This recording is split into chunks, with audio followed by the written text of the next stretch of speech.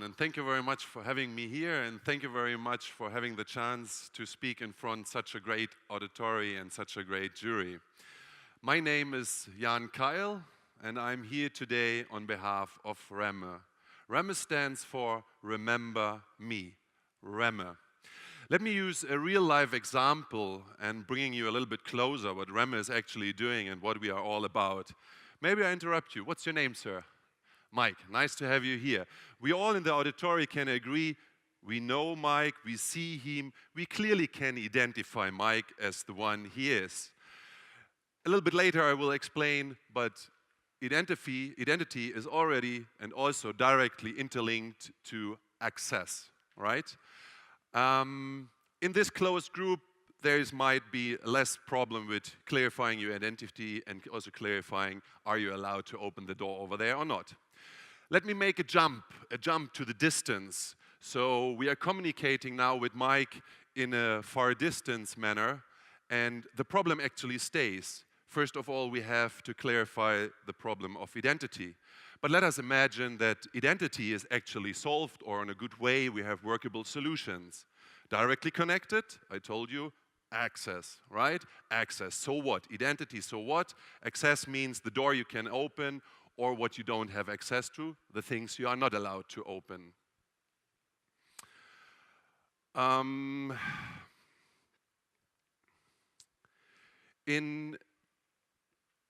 Today, industries and users still believe that password is actually the solution to solve identity and also to solve access. Both things are very much interconnected with passwords.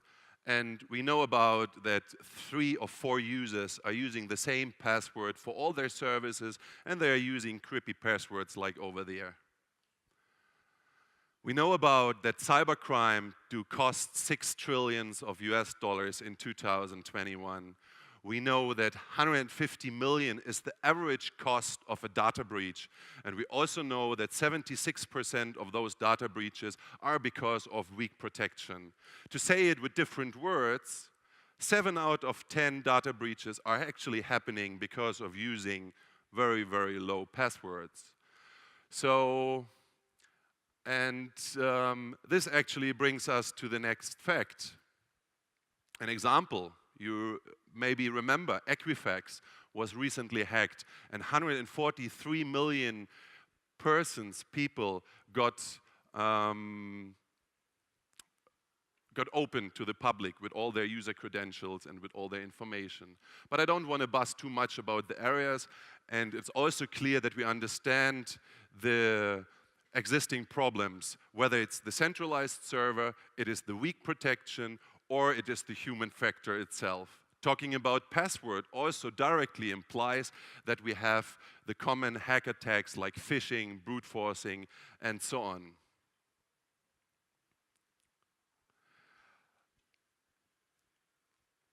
So, wouldn't it be nice to have a solution which is actually remembering you, Mike, remembering me, but more importantly, remembering the evolution of our access entitlement over the time. And here it comes where I would like to explain you on the surface a little bit about the technical behind of Remme.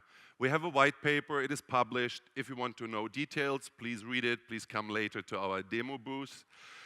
Here I would just like to tell you that we are using 2 technologies, 2 main technologies. The one is SSL with X509 standard, and the second one is the blockchain. We are using the SSL, we are dismantling it completely, cutting it into parts, and we just keep SSL as a container. And the information, whether a certificate was revoked or is still valid, we're actually writing to the blockchain. After getting the basics done, getting the standard, getting the infrastructure, I promised you we are getting rid of passwords and pins, and so it comes. SSL certificates can be used to guarantee you access. This proved by the blockchain, we on top imply a second factor, which also gets rid of passwords and pins. We are sending you a message. Is it you who is accessing mybanking.com? And you just accept with yes or no, and the magic will happen. To make that happen, we introduced the Remme token, Rem, remember me. The token is clearly an utility. We are using it for creating the certificate, and we are also using it for allowing nodes to participate in our decentralized network. Tokens work as a kind of, time is over, tokens are working as proof of stake, responsible then for initializing the certificate generation process, which is actually happening on the device and is never touching the cloud, and also, of course, verification, revoking of the certificate is made by the node. We have some competitors, almost competitors. Out here you pay a high price for the one-click possibility of logging in, and most probably not applicable for most of the businesses, private or public, civic or U-port. They are clearly concentrated on identification. And here we get big players in the market like Amazon and Microsoft with Ident 2020. We have a problem.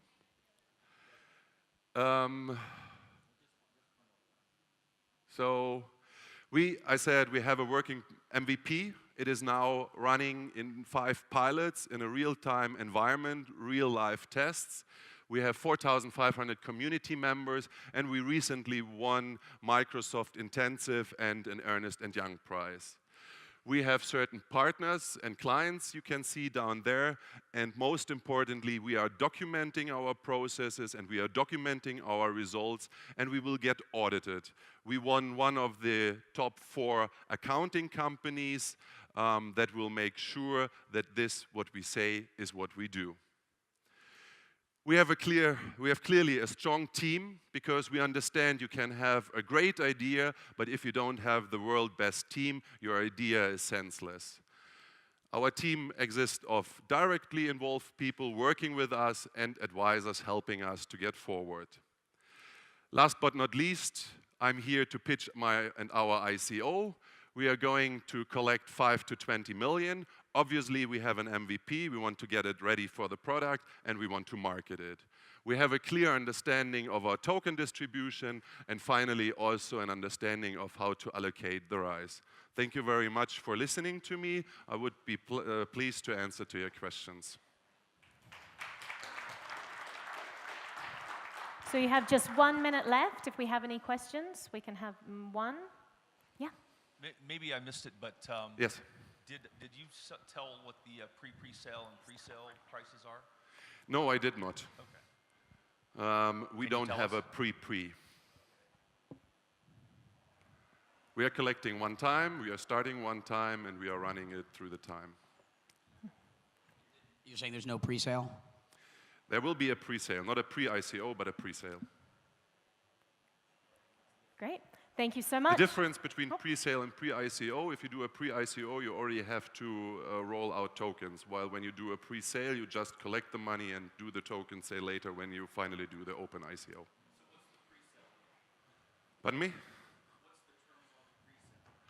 What's the terms on the pre-sale? The terms on the pre-sale is that we give a certain discount for certain investors, which means everyone higher than $1 million willing to invest into us is welcome to receive a bonus.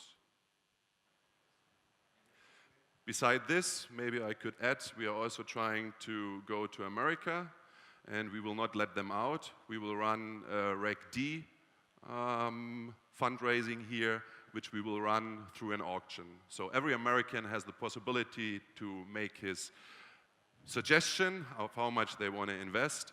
We select the 35 most valuable investors, and we'll run with them a normal Reg D.